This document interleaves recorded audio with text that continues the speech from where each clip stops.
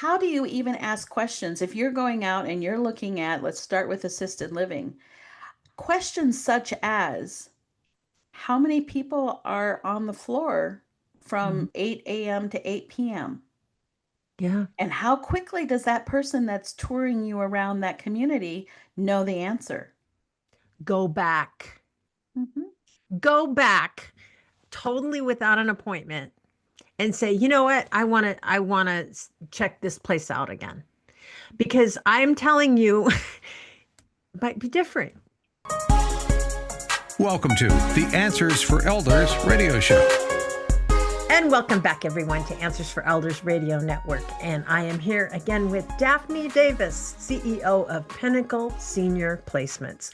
And we are talking about values, family values. Why do your values matter in all of this in senior care? And Daphne, this is something that you've drilled into me, and I'm going to flip the table on you. What are Pinnacle's highest values? The number one value that Pinnacle holds is that when we are working with a client and we are working with a family, is that that client does not have to move again. That is our number one value. And how do we make that happen? How do we make sure that we can support that number one value?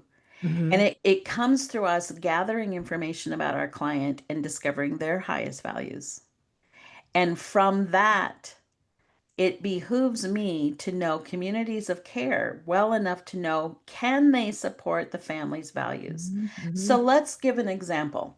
I can be, and it just happened recently, that I was asking a lot of quote nosy questions, and I hadn't even met this woman yet. Daughter lives in Kingston, Washington, and you know, mom is 2.5 hours away. And so we're having this conversation, and I'm getting to know the history of this woman, and I'm getting to know a little bit about her personality. And my next step is to meet her face to face and to be able to get a sense of who she is.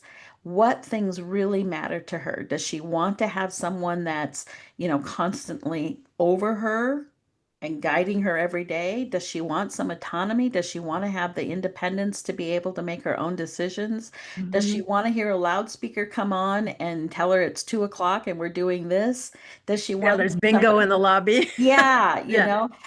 does she want to have somebody that just, sees her across the room and she's trying to stand up out of a chair and just needs a little elbow help, Mm-hmm. but not have to push a button to wait for somebody to help her? Who is this person that I can help find her next place to live to her last breath? Mm-hmm. That takes a lot of work to find out everything about location, about finances, about who's the family support, where her doctor's at, what were her interests. Do I know something about her interests that's happening in another community? And so Mm-hmm. that's how I go through upholding my highest value, which is I don't want anyone to have to move again. No. Now, you as a family, you're going to identify some highest values. And some of them that I hear are something like, well, I want the place to be clean. It needs to smell good. And good food would be important, though it's not really important to my dad, but he needs good nutrition.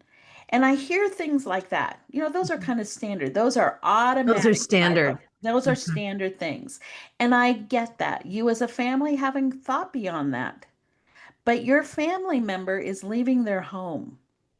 Yep. Your family member is not going to know how many steps it is between the back of the couch and getting to the door of the bathroom if they're furniture walkers. Hmm. Your family member is not going to understand that I can trust these people. How much is trust important to your family member in order to function? Hmm. Or are they trusting in themselves? Where are they at in this spectrum? What is their personality like?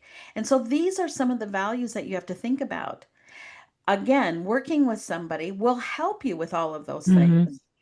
We don't expect you to know all of the ins and outs of what to think about because there's too many things. Hmm.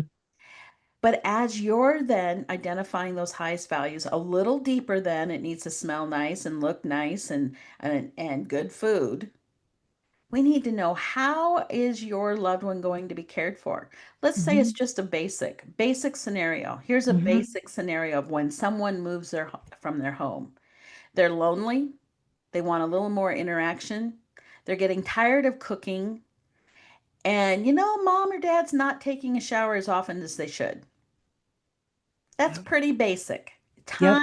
Time to start looking. And there might be some issues of maybe a little bit of a fall risk, or there's steps in the house and we want to eliminate the steps in the Mhm. house. Or it's the maintenance is overwhelming, or they're running out of money. They have to sell the house. Yeah, something's going on Hmm. someplace. Hmm. But how do you even ask questions if you're going out and you're looking at, let's start with assisted living, questions such as, how many people are on the floor Hmm. from 8 a.m. to 8 p.m.? Yeah. And how quickly does that person that's touring you around that community know the answer? How Yeah. many times do they look at the floor and not know what to say? Hmm. How Hmm. many times do they waver and say, well, it kind of depends? Yeah. And then you ask, well, who's there between 8 p.m. and 8 a.m.? And how will my parent get help if they need it? Hmm. And how direct can they answer that question? Yeah.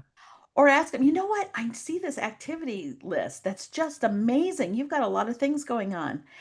How many people like to go to that? I mean, how popular? What's the most popular activity here in your community? Yeah. And you have this conversation, and they say, "Wow, how many people go to that?" Hmm. And they said, "Oh, on a good day, if we get five, six, seven, and it's a community with 100 people in it." Yeah. That tells you a lot. It does. Well, Those are the not kind of only that, questions. but it's like, a lot of times senior living organizations will say, come for lunch, right? And if you have an appointment, you're going to go there. They're going to pull out all the stops to sell you something. I've often said to people, say, you've been and you've done the tour, go back. Mhm. Go back totally without an appointment and say, you know what? I want to check this place out again. Because I'm telling you, it might be different because you don't necessarily know. It's like, I obviously, how many times do I go to a senior living organization? I pull up and there's a note card, welcome Mary Sue. They do all of this stuff, which is great. But the point is this is, and it could be lipstick on a pig. You don't know. You And don't. If you're working by yourself, you absolutely don't know. There is no way for a consumer to have, in my case, 25 Mhm. years of experience of what to look for and what little Right. clues there are. You have no way of knowing that. I will add to that, Suzanne, is to go at different times of the day. Yes, Go at different absolutely. times of the day Go at a because it totally will different. have a different personality depending Hmm. upon the time of Yeah. day. Yeah. And I always say rent the respite, the guest unit for a week Hmm. first before Hmm. you commit because you don't necessarily know. And the point is people can tell you anything. And again, what are their ethics? People could tell you anything to move into a community because unfortunately the way people are paid in our industry is they get a referral fee or they get a commission if there's a community relations person to Hmm. get you to move in. So they're gonna hound you. They're gonna, they're gonna do a lot unless they live by core values, like what you do. And the thing is that the next question is how do they play out? And I want to spend the second half of this hour talking a little bit about what do those values really mean and how are they living them out? What demonstrates that and if you go to ask a community relations person of a senior living organization and you ask them that question, what is your organization's highest value? And if they can't answer that question, that is a red flag in my opinion, hugely. I totally agree with you. Yep. Next segment, we'll have lots of fun. We will. We're coming up right after this. Did you know that you can discover hundreds of podcasts in our library on senior care? So visit our website and discover our decision guides that will help you also navigate decision making. Find us at answersforelders.com.